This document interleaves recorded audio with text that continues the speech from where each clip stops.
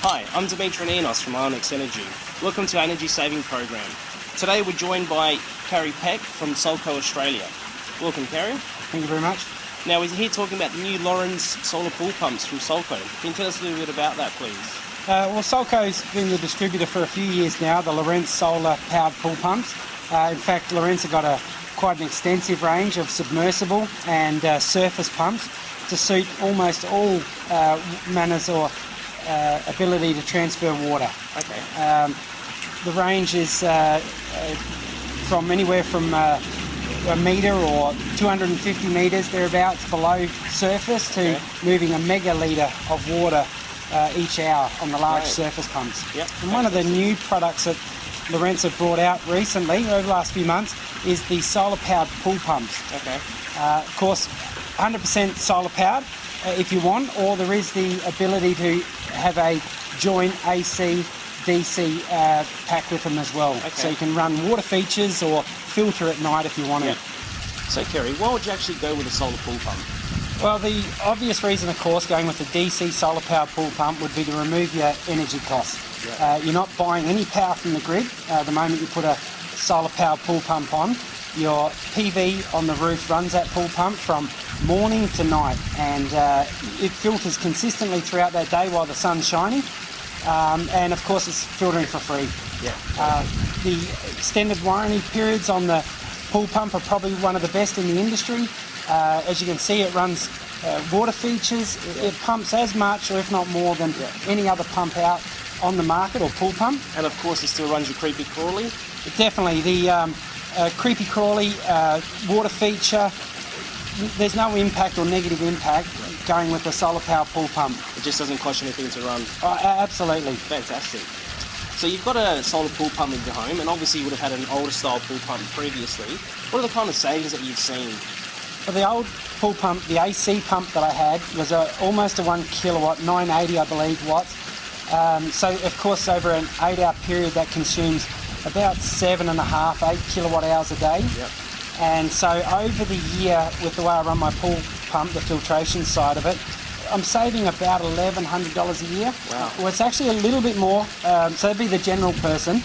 I'm on the higher feed-in tariff in South Australia here. Yep. And so if you're on a higher feed-in tariff, you know, in reality, I want everything I'm producing on my 9 kilowatt PV system to go to the grid. Yep. And I'm saving probably about $1,500 in effect by exporting everything. Okay, fantastic. So, Carrie, you mentioned about an existing solar system. Can you run a solar pool pump in conjunction with the existing solar system without any problems? Yeah, they're two separate PV arrays. So if you've already got an existing system, you'll be looking to add 1, 2 or 3 or more panels to run your pool pump.